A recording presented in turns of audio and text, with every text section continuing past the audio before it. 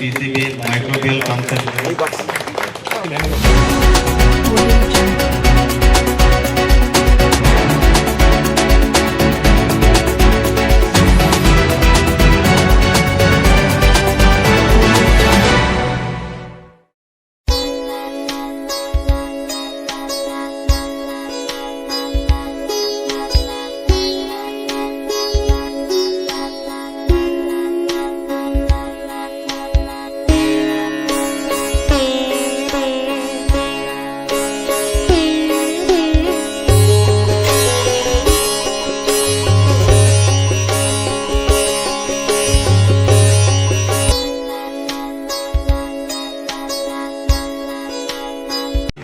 Mysuru exhibition authority ವತಿಯಿಂದಲೂ ಒಂದು ಕಾರ್ಯಕ್ರಮ ನಡೀತಾ ಇದೆ. ಬೇರೆ ಬೇರೆ ಒಂದು ಸಂಭ್ರಮದ ಒಂದು ವಾತಾವರಣ ಇದೆ. ಬೆಳಗಾವಿ ಜನರಿಗೆ ಮತ್ತು ಸುತ್ತಮುತ್ತಲಿನವರಿಗೆ ಒಂದು ಉತ್ತಮ ಅವಕಾಶ ಸಿಕ್ಕಿದೆ. ಹೊಸ ಹೊಸ ವಿಷಯಗಳನ್ನು ತಿಳ್ಕೊಂಡು ಈ ಪ್ರದರ್ಶನ ಸ್ಥಳಗಳಲ್ಲಿ ಬರಬೇಕು ಅಂತ ನಾನು ಎಲ್ಲರಿಗೆ ಮನವಿ ಮಾಡ್ತೀನಿ.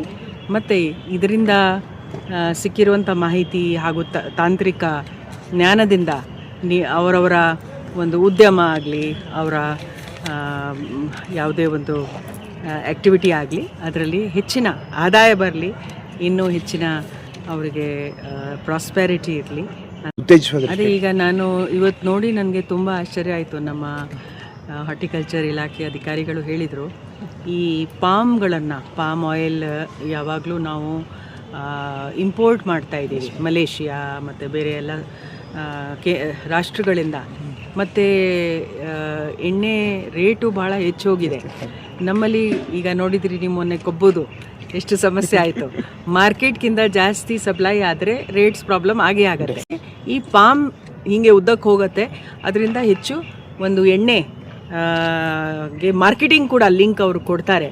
ಅದರಿಂದ ನಮ್ಮ ರೈತರಿಗೆ ಒಂದು ಆದಾಯ ದುಪ್ಪಟ್ಟು 3 ಪಟ್ಟು ಆಗಬೇಕು ಅಂತ ಹೇಳಿ ಇಂಥ ಒಳ್ಳೆ ಯೋಜನೆಗಳನ್ನು ಉಪಯೋಗಿಸಬೇಕು. ಇನ್ನೊಂದು ಹೊಸದು ನಾನು ನೋಡಿರೋದು, ಈ ಬೇಗ ಬೆಳೆಗಳನ್ನು ಅಥವಾ ಹಣ್ಣುಗಳನ್ನು ಬೇಗ ರೆಡಿ ಮಾಡಬೇಕು ಅಂತ ಹೇಳಿ. ಅದು ನನಗೂ ಆಶ್ಚರ್ಯ ಆಯಿತು. ಬರೀ 6,000 ರೂಪಾಯಿ ಖರ್ಚು ಮಾಡಿ ಈಗ ಅದನ್ನು ತಕ್ಷಣ ತಯಾರು ಮಾಡಿ. ಸೊ ನಮ್ಮ ಮಹಿಳಾ ಸ್ವಸಹಾಯ ಗುಂಪುಗಳು ಮತ್ತು ಮಹಿಳಾ ರೈತರು ವಿಶೇಷವಾಗಿ ಇದನ್ನು ಉಪಯೋಗಿಸಿದರೆ ತಕ್ಷಣ ಮಾರ್ಕೆಟ್ಗೆ ತರಲಿಕ್ಕೆ ಕೂಡ ಅವರಿಗೆ ಅನುಕೂಲ ಆಗುತ್ತೆ. ಸೊ ಬಹಳಷ್ಟು ಒಳ್ಳೆ ಹೊಸ ಪ್ರಯತ್ನ. ಆಮೇಲೆ ಟೆಕ್ನಾಲಜಿ, ನಮ್ಮ ಇಂಜಿನಿಯರಿಂಗ್ ಸ್ಟೂಡೆಂಟ್ಸ್ ಹೈಡ್ರೋಪೋನಿಕ್ಸ್ ತಯಾರು ಮಾಡಿರೋದು ಕೂಡ ಭಾಳ ನೋಡಿ ನಮಗೆ ಎಷ್ಟು ಖುಷಿ ತರ್ತದೆ. ಅವರು ಹೊಸ ಒಂದು ಉದ್ಯಮನೂ ಪ್ರಾರಂಭ ಮಾಡ್ಬೋದು ಮನೆಯಲ್ಲಿ. ನಾವು ಸ್ವಂತ ನಮ್ಮ ಮನೆಯಲ್ಲೇ ನಮ್ಮದೇ ಆದಂಥ ಆರ್ಗ್ಯಾನಿಕ್ಕು, ಪೆಸ್ಟ್ ಫ್ರೀ ಮತ್ತು ಇದು ಅಡಲ್ಟ್ರೇಷನ್ ಫ್ರೀ ನಾವು ಒಂದು ತರಕಾರಿಗಳನ್ನು ನಾವು ಬೆಳೆಸ್ಬೋದು. ಪ್ರೈಸ್ ತುಂಬ ರೀಸನೇಬಲ್ ಆಗಿದೆ.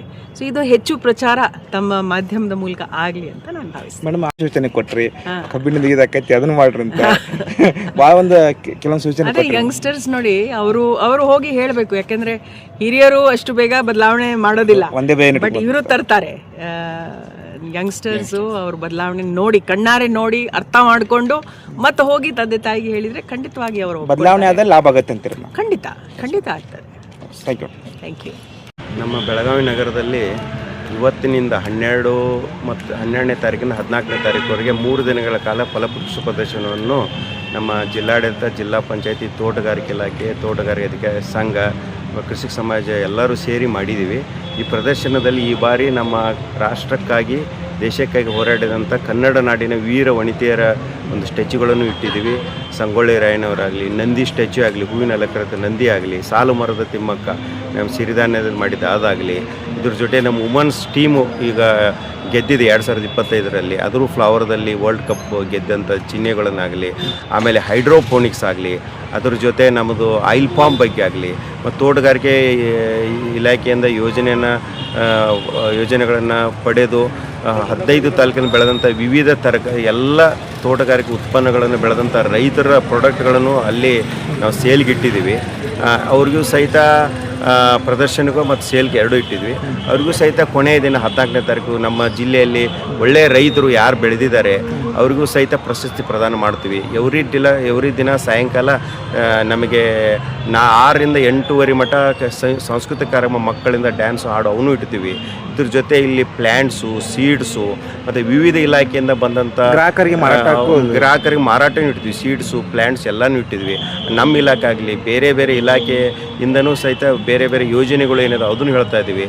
ಮತ್ತು ಪ್ರಾಡಕ್ಟ್ಸು ರೈತರಿಗೆ ಮನೆಯಲ್ಲಿ ಇಡುವಂಥ ಏನೇನು ಪ್ರಾಡಕ್ಟ್ಸ್ ಬೇಕೋ ಅವನೂ ಸಹಿತ ಸೇಲ್ಗೆ ಇಟ್ಟಿದ್ವಿ. ಆದ ರೀತಿಯಿಂದ ಬೆಳಗಾವಿ ಜಿಲ್ಲೆಯ ರೈತ ಬಾಂಧವರು, ನಾಗರಿಕರು ಮತ್ತು ಈ ನಮ್ಮ ಸುವರ್ಣಸೌಧದಲ್ಲಿ ಈಗ ಚಳಿಗಾಲ ಅಧಿವೇಶನ ಆಗಮಿಸಿದಂಥ ಎಲ್ಲ ಅಧಿಕಾರಿಗಳು, ಬೇರೆ ಬೇರೆ MLA, ಮಿನಿಸ್ಟ್ರುಗಳು ಸಹ ಇಲ್ಲಿ ಬಂದು ಈ ಪ್ರದರ್ಶನ ಆನಂದಿಸಬೇಕಂತ ತಮ್ಮ ಮುಖಾಂತರ ಕೇಳ್ಕೊತೇನೆ ಸರ್.